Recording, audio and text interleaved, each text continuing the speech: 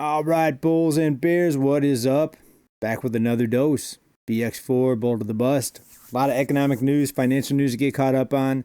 Also, we want to expand the topics here a little bit. Still in the financial spectrum, but sports. The people spending their money on sports. And this slap here, Tyson slapped Jake Paul at this weigh-in, where they go in and unrobe or whatever. And to me, I think it was all staged. And I think it's a pretty big money grab. But it's going to get a lot more people motivation to pay to watch this fight, which actually will be today, November 15th, unless something crazy happens and it cancels. I'll give you my opinion on the slap here in just a little bit. But first of all, central bank, now they're saying they're not in a hurry to cut rates. We just saw inflation tick back up some.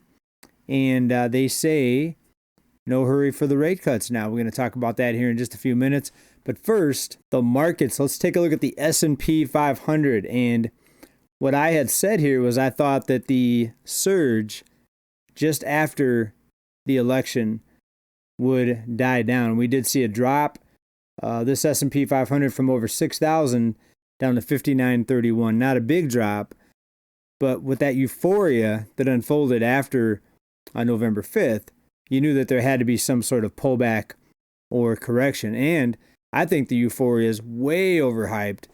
I think the bubble economy that's going to be inherited by the incoming quote-unquote leader is very problematic, not just for people, but also for the individuals supposedly running the country. Now, we know they're really not running the country. They can't even fire the chairman of the central bank. We showed that video where Powell came out and said, you can't fire me. That's the law. You would think that the president could just change the law, but no, that's not who runs things, folks. It's the banks run everything. So if that wasn't a wake-up call to everything that we've been talking about here for several years, I don't know what is. The presidents, they don't really run things, folks. Yeah, they'll change things around. They have some power, but they don't have the ultimate power. The ones that make the money, create the money, have the ultimate power. We're talking about the central banks, folks. So pullback on the Dow Jones as well as the S&P 500. The question is, where does it end? Where does it end? People ask me every day, how much longer can this keep going? The debt levels are so high compared to 2008, and we saw a financial crisis in 2008. How much longer can this last, folks? The scary part is it can last forever.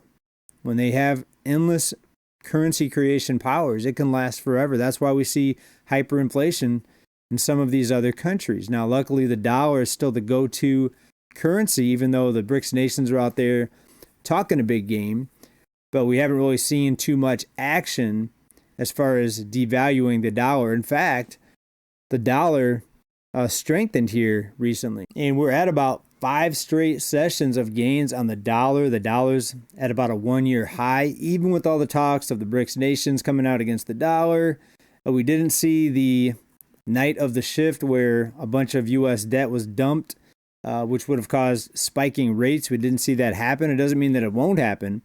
But so far, it looks like a lot of the things that were out there as threats to the dollar haven't come to fruition. It doesn't mean that it's not going to happen. It just means that things continue to chug along, more inflation, more money having to be thrown at the problem. We talked in our last report about how $200-something billion in October was just borrowed money. In other words, tax receipts aren't enough to keep up with this debt, folks, with the spending. It's impossible there has to be exploding levels of debt from here. And that's the scary part. If they keep the money spigot turned on, this can just keep going into more and more inflation. There doesn't have to be a correction in the housing market. Just look at all the countries where hyperinflation came in. Prices of everything, homes, food, just kept going up and up and up because it kept creating more and more money. That's the problem with currency that doesn't have any limitations, also known as fiat. Now, we've got to jump over to sports for a minute, folks. So much money is being bet on this fight, and it's a 30-year age gap between Jake Paul, the former social media influencer, now turned boxer, and former heavyweight champion Mike Tyson, folks. So there's definitely a financial aspect And what happened here with this slap is a huge moneymaker. So many more people are going to watch this now. Go ahead and just play this. All right, here we go. Big shot of the stage. Can't see, that's Mike Tyson right there. You got Jake Paul crawls up to him. He's crawling. Jumps up in his face. Looked like a hard slap. I still think it was staged, but it looked like a hard slap. Was it legitimate? You let me know, was it staged? I think it was staged. Pandemonium breaks loose. Everybody panics. The women in the background, they're smiling. Jake Paul says, come on, man, that didn't hurt. Now think about it, though. If Mike was really trying to hurt him, would he have had an open hand or would he have had a closed fist? So obviously I think that is very telling right there. Maybe he didn't want to get sued, so he chose the slap instead. And maybe he thought it was disrespectful that Jake came up to him like that, especially somebody that's been in the game for so long, like Iron Mike. Come on. But anyways, big money maker. Even former, I think it was a light heavyweight former boxer, Roy Jones, came out there and said that Tyson's going to beat Jake Paul. I think Jake Paul's going to win. It could be a decision where nobody gets knocked out. I think Jake Paul's going to stay away from him. But we'll have to see how it plays out. I mean, I already pay for Netflix. My family won't let me cancel it. I rarely watch it. So I'm already paying for Netflix. It's not on pay-per-view. It's actually on Netflix. So I think a lot of new subscribers will join Netflix just for this fight. And then once they see the movies and stuff like that, I think Netflix feels like that's going to give them a bunch of new subscribers. All right, so we'll see how that works out for Netflix, and we'll see how the fight ends up. I mean, let me know what you think down in the comments. Was that staged? I mean, it was a real hit. I think you really hit him, but it was a slap. Come on. Plus, he's got a beard, so that's a little bit of padding. And to me, it looked like the Will Smith slap. Was that 2 years ago now?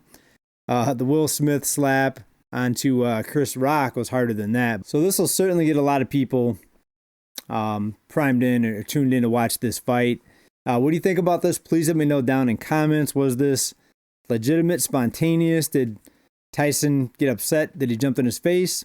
Or was it all pre-planned to get more people interested in watching this fight? Again, please let me know what you think down in comments. A lot of money is being not just bet on this, but being paid to watch this. All right, people, let's move on to the economy, the economic situation, the financial situation with households.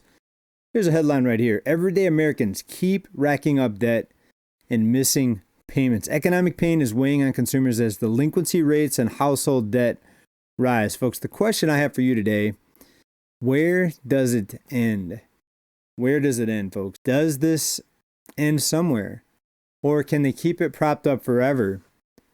Can they keep it propped up forever? Most people would say that at some point the household has to reach the breaking point. But what if they do what they did in 2020? They bring out a bunch of forgiveness programs. Now we've got a new administration taking over in January, and there's a lot of talk about big changes being implemented.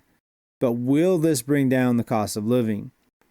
And how does it impact your investing? How does it impact your investing? Some people say I'm missing the boat by sitting out of the markets. And by the way, I'm not completely out of the markets. I still have a good amount of stocks. I'm just in a more cash versus stocks now than I've been in many years because I'm being defensive right now because of all the uncertainties. If you don't think there's uncertainties right now with the new administration, with everything happening across the world, I would recommend that you maybe double think or double check your strategy on that. But I'm being cautious.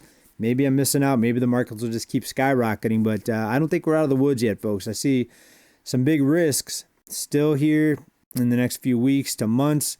We may not even make it to January 20th before I think something comes in and rocks. The nation rocks the world with all the risks out there right now. A lot of different people in high levels, positions of power. Their names are on some lists, of some very, very bad things here. But let's go ahead and move on here. Let's talk about foreclosures and repossessions. You would think with the levels of debt, with the high interest rates, people would be defaulting left and right. It's actually not that bad yet. It's going up, but still pretty low from historical norms. About 30,000 784 properties had foreclosure filings, default notices, scheduled auctions, or bank repossessions in October, an increase of 4%, but down 11% from 2023. Now, you know, a big part of this, folks, less people own their home today than they did back in 2008. Remember, after the bust, all those foreclosures, investors came in very heavy-handed and bought up millions and millions of properties. And of course, they paid cash for properties for the most part. So the homeownership shifted, and now there's not as many defaults because it's the billionaires that own more of the homes now than did back then. And here's how they put it over at Mortgage Orb. Quote, foreclosure activity remains challenging for U.S. homeowners, with starts and completed foreclosures up in October, CEO of Adam said in a statement, Adam Data Solutions. Quote, as we approach 2025, the recent Fed rate cut and the new administration could impact mortgage rates and market stability. While seasonal factors may slow things down briefly, we'll be watching closely to see how these recent dynamics affect the market in the coming year, unquote. I think the new administration is going to be looking to cut rates. They're going to be looking to cut rates. All right. Why would they not want to cut rates? It's the same thing that happened in 2019. Remember, the central bank started raising rates, tweet storm, a bunch of words were relayed back and forth. Basically, the president wanted lower rates for obvious reasons. Keep this thing propped up. More layoffs, folks. Rival of NVIDIA, AMD, laying off people, 4% of the workforce, which is about 1,000 employees. Boeing delivers layoff notices to 17,000 workers, folks. So it just continues and it doesn't stop. But yet we're not seeing the big surge in defaults, the big surge in foreclosures like so many people had predicted. So they can keep this thing propped up with more borrowed money. Remember, when the economy starts slowing down, consumers are getting maxed out on debt or getting loaded up on debt. 1 in 5 people have a credit card that's maxed out or close to being maxed out. Here's the thing, though. If they can always create new jobs via government jobs, then there's going to be more people in the economy spending money. So the more jobs the government makes or creates, that's more people that are making money off of the endless borrowed money.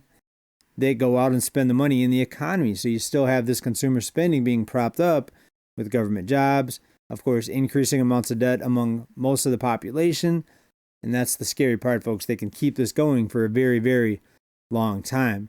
A collapse or deflationary event, a series of bank failures, that would even be better than what we're seeing now with this inflation to infinity possibility. So we actually need something to come in and stop the money creation, a black swan, etc. And as far as a surge in a bunch of new bank failures, that's something too that would have to be created by some sort of disruption in the money creation. Remember, they can just throw endless amounts of money at these banks. So technically a bank doesn't have to fail. What they're doing now is they're letting banks fail and then get taken over by a larger bank.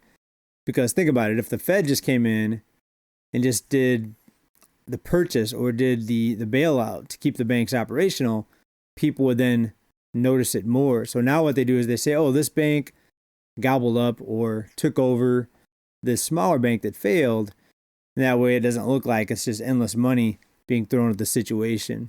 Now, in de-dollarization news, the BRICS coalition invites NATO ally Turkey to become a partner. So now we have NATO countries looking to get into BRICS, or at least expressing interest in joining the BRICS nations. Other new developments to counter U.S. sanctions. Iran and Russia have linked their bank card systems, allowing Iranian cards to work in Russia. So we see the BRICS nations not just de-dollarizing, but doing more business together, linking their payment systems, and more trade amongst these countries that are in this coalition. All right, jump back over to layoffs real quick. I almost forgot about this article. Advance Auto Parts will close 700 stores. as list of struggling retailers grows. The auto parts provider in the latest U.S. chain downsized as consumers spend less due to rising prices. So there are some things happening with consumers being so loaded up on debt, but it's just not that big spike in defaults and bankruptcies like a lot of people had predicted. And I just read a report that the average interest rates on these store credit cards, like your Target card, your Macy's card, whatever, is 30%. 30%, folks. But yet we're not seeing the big spike in a late card payment. So looks like we may get through the end of the year without a crash in the consumer. It's pretty amazing. How are people doing it, folks? I know one thing that I noticed amongst just people that I know is more people are working multiple income or living in multiple income households, right? So both people working, husband and wife, for example, kids working, kids staying at home longer, contributing to the household expenses, right? And we know that 50% of people now in their 20s, I believe, still live at home. I think I read that a few months ago. Don't quote me on that, but that's the statistic that I read. So people getting a lot of roommates. Also, more people choosing to be childless and not start families.